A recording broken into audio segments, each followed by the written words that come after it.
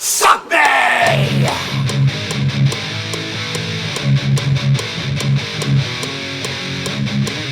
Sunday is the Sabbath. Black Sabbath Sunday. Sunday is the Sabbath. Black Sabbath Sunday. SHMACKEMAGOB, everybody. It's Black Sabbath Sunday. I don't know if you noticed, but a couple Sundays I haven't been putting anything up. I've been busy. And plus, I want to give you guys a break. I'm putting up content every single day. So, I'm starting to take a couple days off here and there. Unless you really want me to put stuff up every day. I have enough stuff in my computer to put stuff up every day for the next year. Trust me, I have a lot of content. But the first Sunday of every month, I put up a Black Sabbath review from my old channel, just like I put a review every Friday of the first month for my other channels. But this past Friday, if you saw my Metallica review, they blocked it. Well, they did the same thing with Dehuminzer. And there's a lot of, every Ozzy review is blocked. But they will all be in that channel below in the description, the BitChute, where you can see me talk about this album in detail during the songs. But you know what? I'm going to do something a little different now. I'm not sure if I discussed it on that review, but I'm going to talk about it. This I didn't own back then. I believe that review was 10 years ago, 9 years ago or somewhat. I didn't own the vinyl back then. This was released, I don't know, a couple years ago. And I scooped it up. Rhino Records did an amazing job. Isn't it Rhino? I believe it's Rhino Records. And, it has the album plus another album. It's a double album, and the double album brings Master Insanity, a single edit, and Letters from Earth, which is a B-side version, which is I've always owned on this right here, which is Falling Apart. The TV Crime single brings that version plus Paranoid from Live Evil. And I love the alternative version. Well, I'll go into the songs, what I feel about the songs in the description below. But, I'm going to wing it here and keep talking about Black Sabbath. With Dio, I'm going to give you my little history of Ronnie James Dio in Black Sabbath. Now, I was 14 or 13 when Heaven and Hell came out. 14. And I didn't know. I was a big Sabbath fan. I owned We Sold Our Souls for Rock and Roll. I owned Paranoid, and I owned Never Say Die. Those are the first three I remember owning as a kid. And I loved Ozzy. To this day, it's still my favorite band. I'm more of an organic guy. That's why I like the Diano stuff more with Maiden, that organic. But see, Ozzy with Sabbath was organic. Ozzy with Dio was perfection. I have nothing bad to say about this because I love this. So, I wanted to see the Never Say Die tour with Van Halen. My parents wouldn't let me go. It was in the Sportatorium, Hollywood Sportatorium, pretty far from my house. Then they came for the Heaven and Hell tour, which was not with Blue Oyster Cult. It wasn't the Black and Blue tour down here. They brought Johnny Van Zandt and Riot open. And I had tickets for that. My parents said I couldn't go. Highlight wasn't that far, maybe like a 20-minute bus ride. So I snuck out of the house. I went to the show. Riot blew my mind. I never even heard of Riot. Narita tour, ran out, got some Riot after that. Johnny Van Zandt was cool too. That's the brother of Ronnie Van Zandt, who's in Skinner now.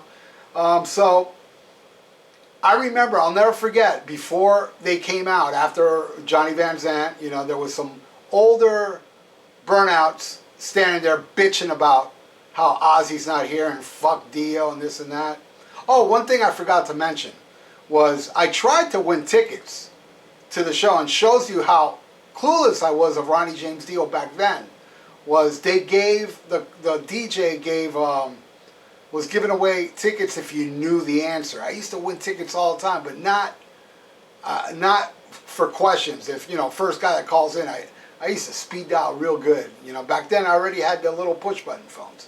But anyway, so the DJ asks, and I'm ready to win these tickets. And the DJ asks, what band was Ronnie James Dio in before Black Sabbath? I didn't know. And I already knew about Rainbow. I knew about Difficult to Cure. I remember taping it on the King Biscuit Flower Hour, a live show. I wasn't aware of Down to Earth, but I did know Difficult to Cure. I didn't know Ronnie James Dio was in Rainbow. And to this day, my favorite Dio stuff is with Rainbow. You know, I mean, Stargazer is my all-time favorite song of all time.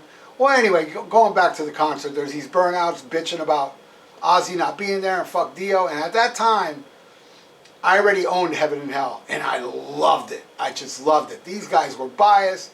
They couldn't get over the fact that Ozzy wasn't there. Anyway, they ruled. One thing I do remember was seeing them play Sweet Leaf and opening with War Pigs.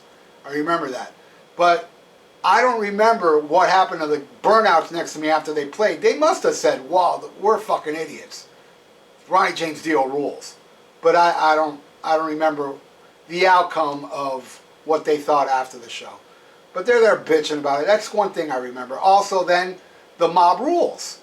That show I went to as well. That was at the Sportatorium, but that time I got to go with my brother.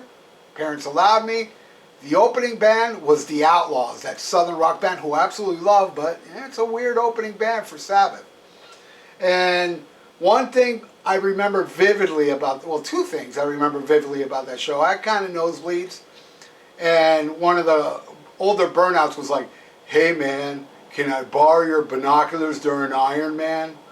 Because I took binoculars. That was a thing back then. People that had nosebleeds took binoculars to show, and I did too. And so I let the guy borrow my binoculars for Iron Man. But another thing I remember about that show was when they played NIB. See, I'm not a big fan of Dio singing the Ozzy stuff, but when they did NIB that night, it was mind-blowing. And then when I bought the Live Evil album, I was thinking, oh man, that version of NIB rules, it's not as good as what I saw live. Because I'll never forget Dio hitting that high, he doesn't hit the super highs, but he did like a feel, going to feel that he did this real high thing, pitch, that was so amazing.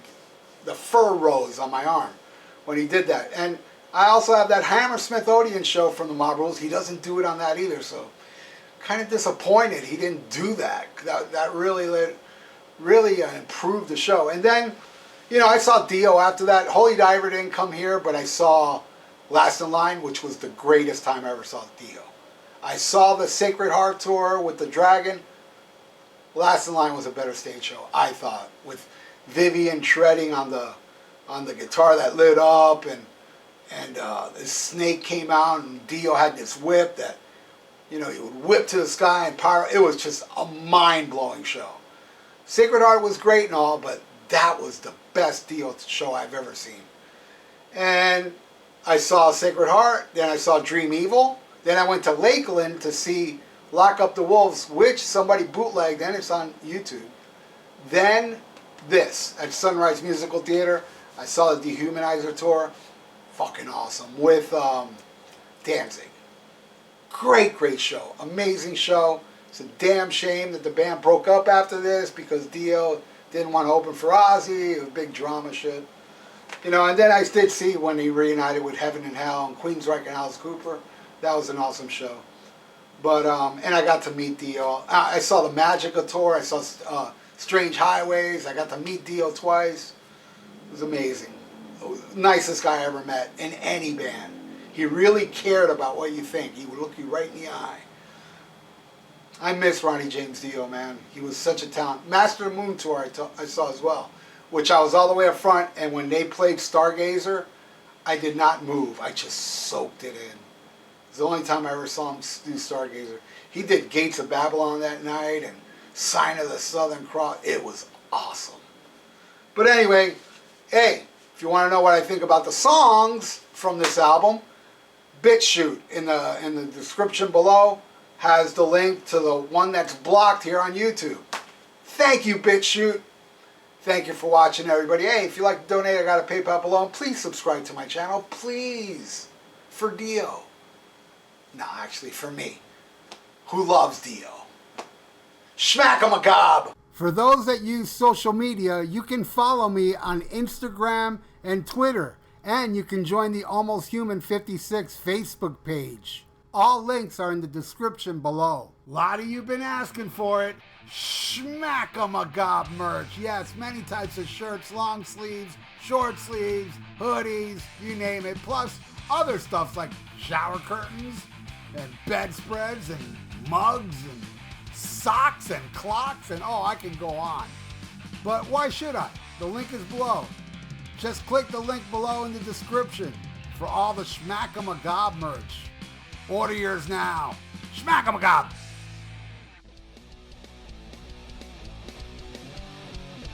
Hey, check out my podcast, The VIERA Vault, on Spreaker, YouTube, and iTunes. Subscribe. The links are below.